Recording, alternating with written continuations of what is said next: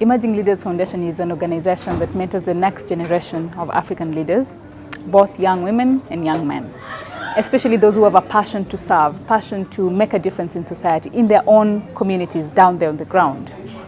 So today has been the culmination of 6 months of mentorship and training and coaching for the young men and women. They've been able to go through different sessions, learning about things such as self-awareness, community service, values, leadership skills, 7 habits of highly effective people, good governance, the Constitution of Kenya, our history, and basically just balancing different aspects of life. So by the time people are graduating from the program, they are actually all-rounded. They've been mentored in every aspect of life, from their own personal lives to how can they be able to impact their society and their communities at large and make a difference in society. It's such a lovely place to be at. We're a family, we have fun, we learn, we enjoy. So yeah, it's a fun place to be at. Each and every one of you have made profound contributions to the success of Emerging Leaders Foundation. Some of you are founders and others are in the governance body, others are mentors, facilitators, and friends to the foundation. Together, you have built this foundation to become a leader in leadership development and youth inclusion programs. You know, a year ago, I was part of last year's class, and I graduated, and I think 4 months later, I was asked to run this program, and it's been a pleasure. I'm so humbled, and I love you so much, and I wish you the very best. Yeah. I remember the first day I walked into the YMCA for the first training, and I was a bit afraid. Honestly, I was. And as I sat down, I looked at all the people who are there, and I asked myself, what are these people doing as leaders in their respective fields?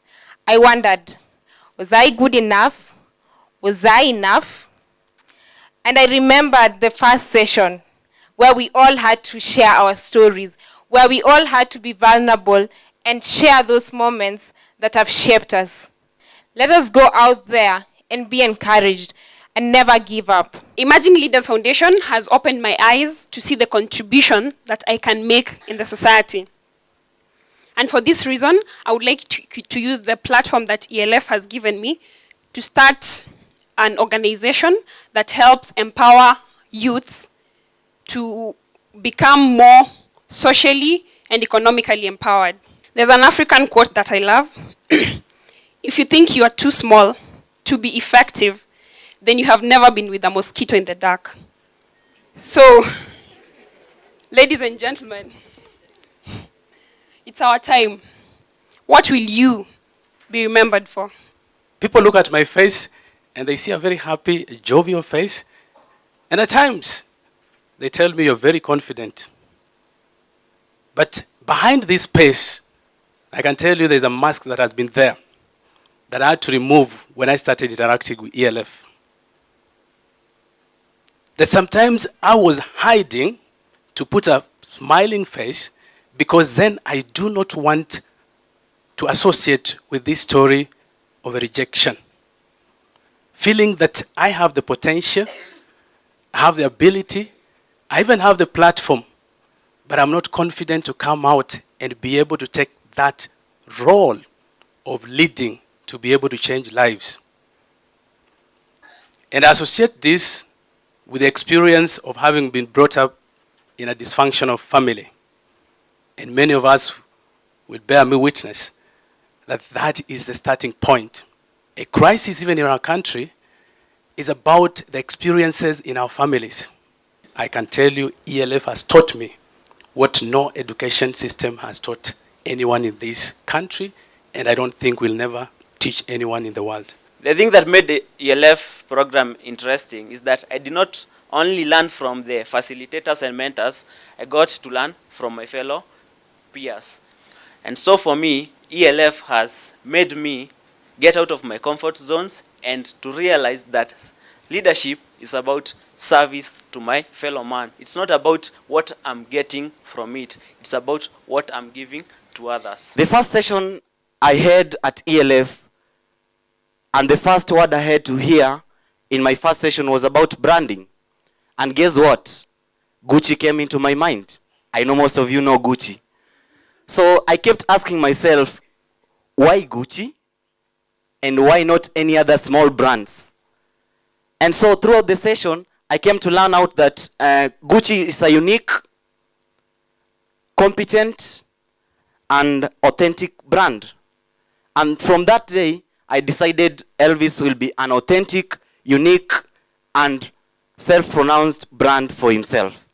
And so I took up the initiative, and right now I'm partnering with Siasa Place, one of the organizations I came to learn about at ELF, and we are mentoring a group of youths where I sit in as the general secretary, a group of around 100 youths, and I'm hoping that at the end of the session, when we'll be breaking or leaving each other, the 100 youths are able to impact each at least 100 other youths.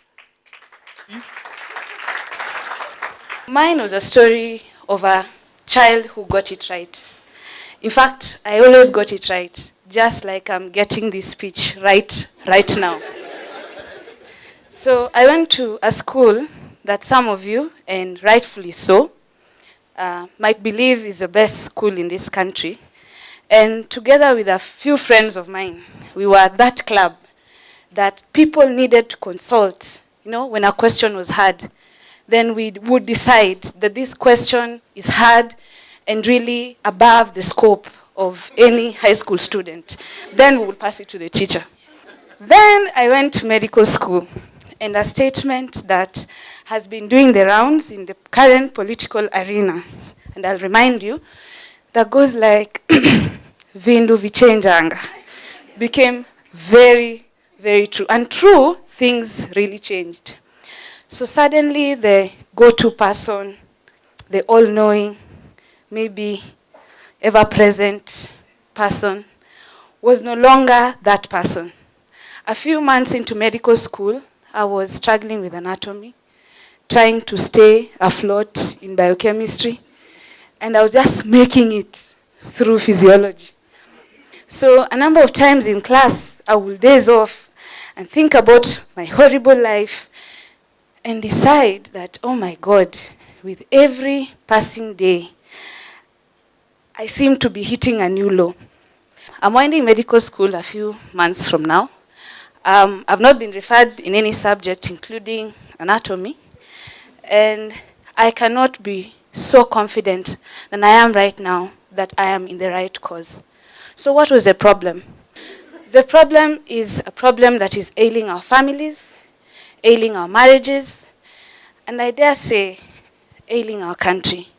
The fear of losing control, the fear of appearing that you don't know. The truth is that leaders who changed the world were never afraid to say they needed help.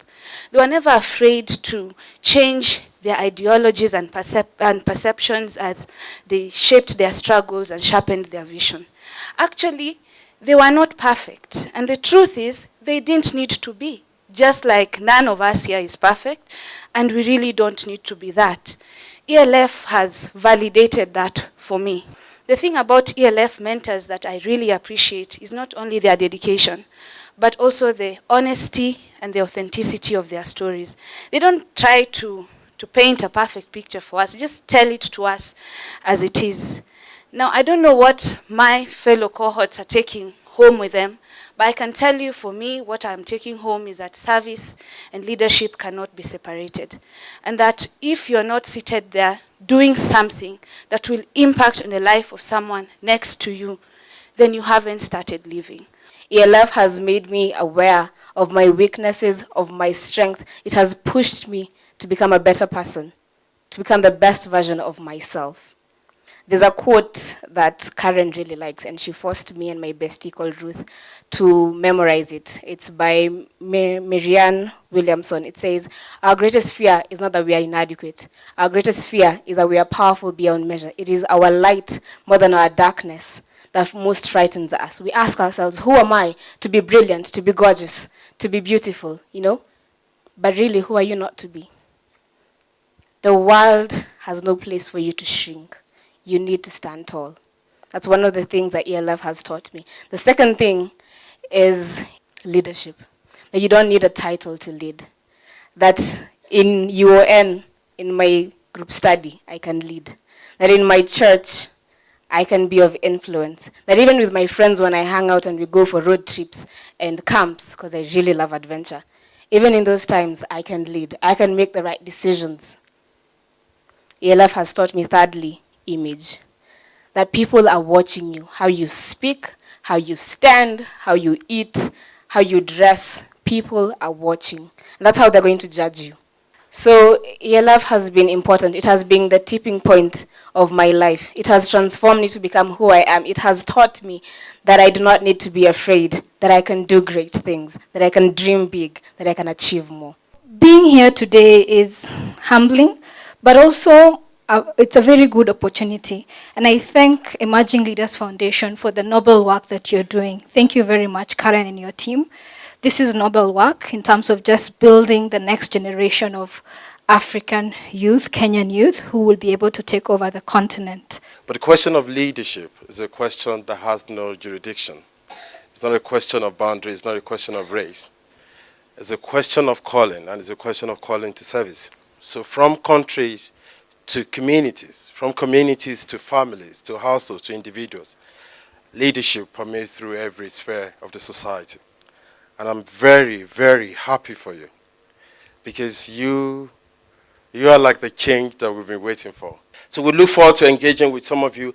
I really want to congratulate you, but the work begins from now. Joining ELF might have been a small decision, but this decision, I'm sure, will change your life for good. And because of this, I can say that the world is your oyster. You can achieve anything, you can go anywhere, and you can be anyone you wish to be. You will face many doubts in life, for sure you will. At some point all of us do. But it's okay to feel so. There will be a time for looking back, but it's not now. This is the time to look forward, to reach for your dreams, simply because ELF has equipped you enough to truly live pursuing your dreams. So we want to see those 26 shining lights in this country. We want to hear those stories of transformation from every one of you, because we demand a return on the investment that's been made on you. There are so many people who would have wanted to be in your situation, to have received the opportunities that you received. And so because you're part of that chosen few, there's a huge responsibility on your life. This is a little bit serious, yeah? Yeah, because it is. I like to tell our participants at the center that transforming Africa is serious business. It's life and death even. And so you have to determine for yourself, what type of price are you going to pay to see this country and this continent transformed? It's through discovering yourself, not being satisfied with the status quo, stepping up, knowing it's a journey, using everything you have available, turn it to work for you, and you're going to succeed. I'm really, really hopeful. Despite all the madness I'm witnessing in this country, from the few who've spoken here, I feel like we are headed to the right direction if only you maintain that hope, if you maintain that focus, if you take up the challenge to lead. So to all the 2017 graduates, it's congratulations to you. Now that you are finally confirmed, if you ever doubted, you are finally confirmed as leaders. Let me just start by asking you to encourage yourself to keep asking, how strong is your why? Why am I a leader? Why did I choose to do that which I do? You may think that that is an idle question, but I tell you it is not. Because you've got to see and you will experience leadership as a cross. Upon your shoulders, many hopes and dreams will rest. You will see, if you ever have not done so, go back and look at the photos of pictures or pictures or videos of leaders at different moments. How do they look? How do they hold their faces? Because at that moment, they're carrying the cross of leadership. When the applause is done, people will still look at you. The next move has to be yours. And you have what it takes to move forward from there. And that is inside, and that is answered by how strong your why is. So ask yourself, how strong is your why? It's a great privilege for me to be here this afternoon. And I want to say congratulations, class of 2017. You have done wonders. I have heard from you, and I am so, so, so encouraged. Thank you all who have supported it. Thank you all the facilitators. Thank you, Karen and the team for all that you've done. I am encouraged. I know I will leave here not only younger, but much more proud of my country. Thank you for doing that for me. God bless you. This time for Africa, Samina, Mina, eh, eh, oh, waka, waka, eh, eh, Samina, Mina, Samina, Manawa, Samina, Mina, eh, eh, oh, waka, waka, eh, eh, Samina, Mina, Samina, this time for Africa, this time for Africa,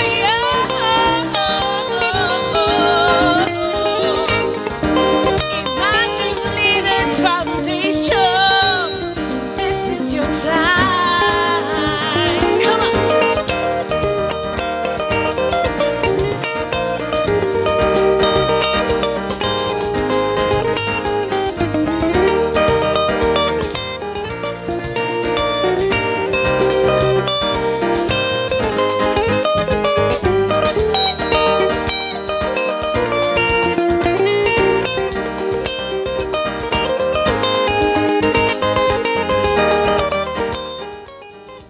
The graduation was amazing, especially because it was the first time that I delivered a speech in front of people.